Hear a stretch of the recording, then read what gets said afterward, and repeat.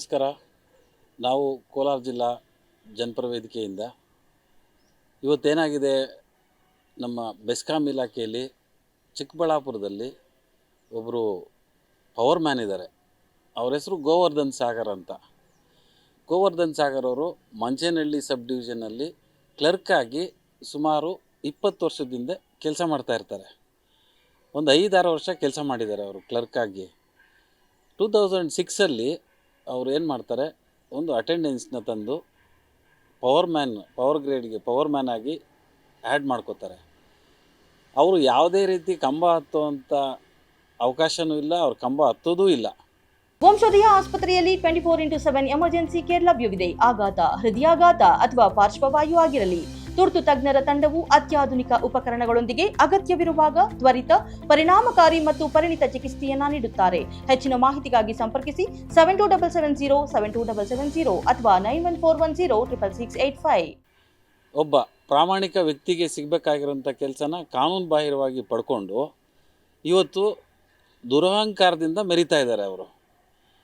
ಅವ್ರಿಗೆ ಎಲ್ಲ ಸಪೋರ್ಟ್ ಯಾರು ಅಂದರೆ AWE ಮತ್ತು ಎಕ್ಸಿಕ್ಯೂಟಿವ್ ಇಂಜಿನಿಯರ್ ಅವರು. ನಾವು ಈ ಬಗ್ಗೆ ವಿಚಾರಿಸಿದವಾಗ ಅವ್ರದ್ದು ಅಟೆಂಡೆನ್ಸ್ ಇಲ್ಲ, ಅವರು ಕ್ಲರ್ಕ್ ಆಗಿ ಕಂಪ್ಯೂಟರ್ ಆಪ್ರೇಟರ್ ಆಗಿ ಮಂಚೇನಹಳ್ಳಿ ಸಬ್ ಡಿವಿಷನಲ್ಲಿ ಕೆಲಸ ಮಾಡ್ತಾಯಿದ್ರು. ಅವ್ರು ಹೆಂಗೆ ಕಂಬ ಹತ್ತುವಂಥ ಕೆಲಸಕ್ಕೆ ಆಯ್ಕೆಯಾದರು ಅಂತ ಕೇಳಿದವಾಗ, ನೀವು ಅದನ್ನು ನಮ್ಮನ್ನು ಕೇಳಬೇಡಿ, ಅದು ನಮ್ಮ ಇಷ್ಟ, ನಾವು ಮಾಡೋವಂಥದ್ದೇ, ನೀವು ಯಾರು ಕೇಳೋಕ್ಕೆ ಅಂತ ಹೇಳಿ ಮಾತಾಡಿದ್ದಾರೆ. ಈ ಬಗ್ಗೆ ನಾನು ಸೂಪರ್ಡೆಂಟ್ ಇಂಜಿನಿಯರ್ ಅವ್ರಿಗೆ ಕಂಪ್ಲೇಂಟ್ ಸಹ ಮಾಡಿರ್ತೀನಿ. ಆದರೂ ಅವ್ರು ಯಾವುದೇ ಕ್ರಮ ತಗೊಳ್ಳಲ್ಲ. ಈಗ ಮತ್ತೆ ಹೊಸದಾಗಿ ದಾಖಲೆ ಸಮೇತ ಅವ್ರಿಗೆ ನಾನು ಕಂಪ್ಲೇಂಟ್ ಕೊಟ್ಟಿದ್ದೀನಿ. ತಾವು ಅವ್ರನ್ನ ನೋಡ್ಬೋದು, ಇವತ್ತು ಕಂಬ ಹತ್ತೋ ಸ್ಥಿತಿಯಲ್ಲಿ ಇದ್ದಾರಾ ಅಥವಾ ಕಂಬ ಹತ್ತೋದು ಬರುತ್ತಾ ಅಂತ ಹೇಳಿ ತಾವು ಹೋಗಿ ಚೆಕ್ ಮಾಡಿಬಿಟ್ರೆ ಗೊತ್ತಾಗುತ್ತೆ ಅವ್ರು ಯಾವತ್ತಾದರೂ ಕಂಬ ಹತ್ತಿದ್ದಾರಾ ಅಂತ ಹೇಳಿ. ಸುಮಾರು ಜನ ಲೈನ್ಮೆನ್ಗಳು ಕಂಬ ಹತ್ತಕ್ಕೆ ಹೋಗಿ ಪ್ರಾಣ ಕಳ್ಕೊಂಡಿರ್ತಾರೆ, ಕೆಲಸ ಮಾಡಿರ್ತಾರೆ.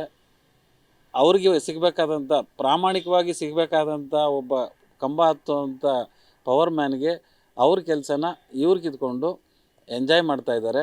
ಈ ಬಗ್ಗೆ ನಾನು ಆಲ್ರೆಡಿ ಸೂಪರ್ಡೆಂಟ್ ಇಂಜಿನಿಯರ್ ಅವ್ರಿಗೆ ದಾಖಲೆ ಸಮೇತ ಕಂಪ್ಲೇಂಟ್ ಮಾಡಿದ್ದೀನಿ. ಏನು ಕ್ರಮ ತೊಗೊಳ್ತಾರೆ ಅಂತ ನೋಡ್ತೀನಿ.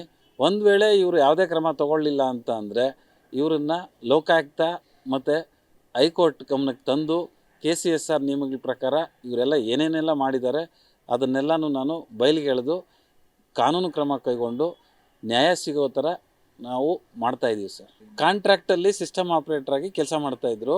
ಸರ್ಕಾರ 2003 ಒಂದು ನೋಟಿಫಿಕೇಷನ್ ಮಾಡುತ್ತೆ, ಬರೀ ಲೈನ್ಮೆನ್ಗಳು ಮಾತ್ರ ನಾವು ತೊಗೊಳ್ತೀವಿ, ಪವರ್ ಮ್ಯಾನ್ಸ್ ಮಾತ್ರ ತೊಗೊಳ್ತೀವಿ, ಕಾಂಟ್ರಾಕ್ಟ್ ಹುದ್ದೆಯಲ್ಲಿ ಕೆಲಸ ಮಾಡ್ತಾ ಇರೋವಂಥ ಇತರೆ ಎಂಪ್ಲಾಯೀಸ್ನ ನಾವು ಸರ್ಕಾರಕ್ಕೆ ತೊಗೊಳ್ಳಲ್ಲ ಅಂತ ಅಂದವಾಗ ಅವರು ಕಾಂಟ್ರಾಕ್ಟ್ ಹುದ್ದೆನ ಬಿಟ್ಬಿಟ್ಟು ಈ ಹುದ್ದೆಗೆ ಅರ್ಜಿ ಹಾಕ್ಕೋತಾರೆ. ಹಿಂಬಾಗಿಲಿನಿಂದ ನಕಲಿ ದಾಖಲೆಗಳನ್ನು ಕೊಟ್ಟು ಅಟೆಂಡೆನ್ಸ್ನ ಸೃಷ್ಟಿ ಮಾಡಿ ಅವರು ಈ ಕೆಲಸನ ಪಡ್ಕೊಂಡು ಆಲ್ರೆಡಿ 15 ವರ್ಷ ಆಗಿದೆ. ಅವರಿಗೆ ಪರ್ಮನೆಂಟಾಗಿ ಒಬ್ಬ ಪ್ರಾಮಾಣಿಕವಾಗಿ ಪರ್ಮನೆಂಟ್ ಆಗಬೇಕಾಗಿರೋ ವ್ಯಕ್ತಿನ ಪಕ್ಕಕ್ಕೆ ತಳ್ಳಿಬಿಟ್ಟು ಇವರು ಹುದ್ದೆನ ಗಳಿಸ್ಕೊಂಡಿದ್ದಾರೆ. ಇದು ಕಾನೂನು ಬಾಹಿರ. ಈ ರೀತಿ ಸಾಕಷ್ಟಾಗಿದೆ ಅಂತ ನನಗೆ ಅನುಮಾನ ಬರ್ತಾ ಇದೆ.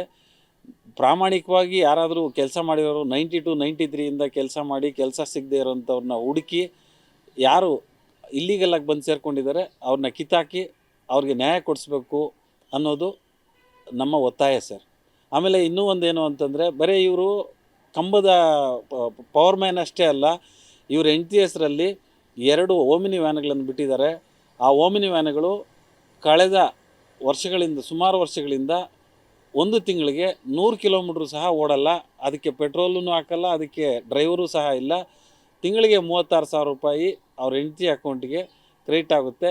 ಒಂದು ವೆಹಿಕಲ್ಗೆ 2 ವೆಹಿಕಲ್ ಇಟ್ಕೊಂಡಿದ್ದಾರೆ.